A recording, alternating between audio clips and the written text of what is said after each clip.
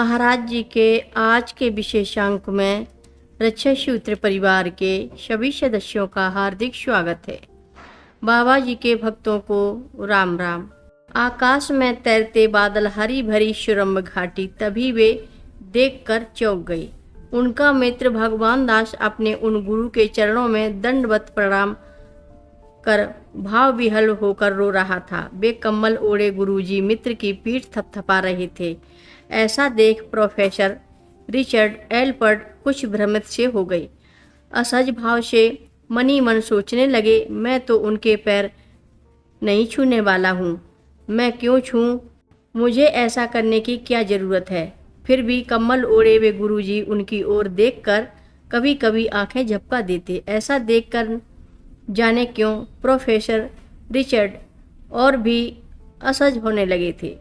कुछ देर बाद श्री महाराज जी ने दुभाषिए के माध्यम से पूछा, तुम एक बड़ी कार में आए हो? हाँ, रिचर्ड का स्वर रूखा था।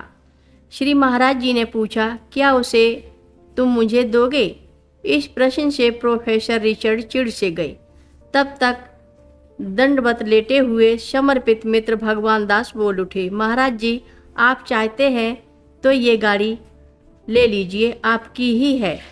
प्रोफेसर रिचर्ड मित्र की बात से हतप्रभ रह गए। बोले, सुनो, एक मिनट, तुम्हें पता है ना कार डेविड की है, ऐसे कैसे दे सकते हो? कम्बल ओढ़े श्री महाराज जी पूरी बातों का आनंद उठाते हुए जोर से हंसने लगे। फिर प्रोफेसर की ओर देखकर बोले, तुमने अमेरिका में बहुत पैसा कमाया है। गर्व से हामी भरते हुए प्रोफेसर रिचर्ड ने अपनी आमदनी के आंकड़े को कुछ और बढ़ाकर इस तरह बताने की कोशिश की कि मित्र के गुरु सहित आसपास बैठे जनसमूह पर अच्छा रौब पड़े। $25,000। सारे लोग अपने अपने ढंग से उंगलियों में हिसाब लगाते हुए डॉलर को रुपए में बदलने की गणना कर सोचते हुए बड़े प्रभावित होने लगे।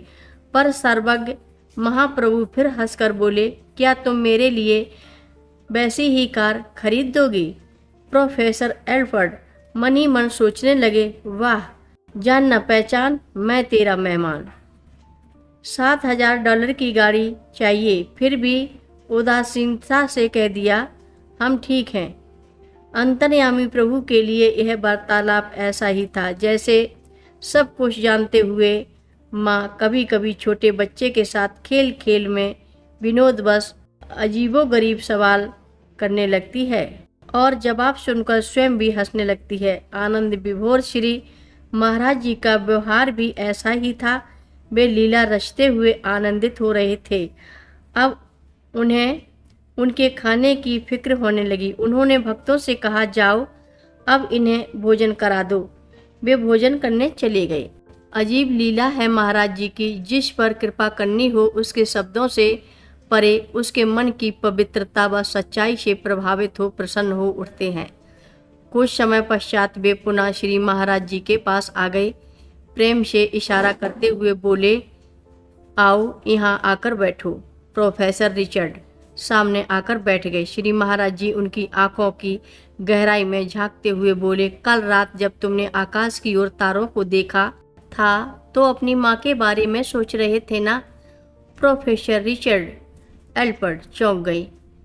सच, कल रात जब वे बाहर आसमान में चमकते तारों को देख रहे थे, जाने क्यों उन्हें अपनी माँ की याद आ गई। पर इस बात को तो प्रोफेसर रिचर्ड के अलावा कोई नहीं जानता था। कल रात उन्हें जैसे महसूस हुआ कि वे ब्रह्मांड के बहुत नज़दीक हैं। फिर 9 महीने पहले स्प्लीन कैंसर से सदा के लिए दूर जा चुकी माँ का ख्याल उनके विचारों में कौंधने लगा। वे फिर संभल कर बोले, हाँ, वे पिछले साल गुजर गई हैं ना? मरने से पहले उनका पेट बहुत बड़ा हो गया था। श्री महाराज जी ने आगे कहा, हाँ। कुछ रुक कर श्री महाराज जी पीछे दीवार में सहारे के लिए झुके, आंखें बंद कर बोले, वे तिल्ली के कैंसर से मरी थी। फिर उस पल प्रोफेसर रिचर्ड एल्पर्ट को क्या हुआ पता नहीं, सोचने लगे। जो बातें उनके जीवन में घटित हुई थीं वे मित्र के गुरुजी कैसे बता पा रहे थे? ये कौन हैं? इनके पास कौन सी शक्ति का बटन है जिसे दबाते ही कोई फाइल इनके सामने खुल जाती है और इन्हें सब पता चल जाता है। यह कैसे संभव है? हर रोज़ महाराज जी की कथाएं सुनने के लिए सभी भक्तों का धन्यवाद। सभी भक्त रक्षा सूत्र चैनल को सब्सक्राइब करें, शेयर करें, लाइक करें, घंटी बजाना ना भूलें। कमेंट बॉक्स में लिख भेजें जय नीव करोरी बाबा जी महाराज। सभी भक्त मिलकर बोलो नीव करोरी बाबा जी महाराज की जय जय बोलो, सिद्धि माता की जय जय बोलो, जय श्री राम बोलो।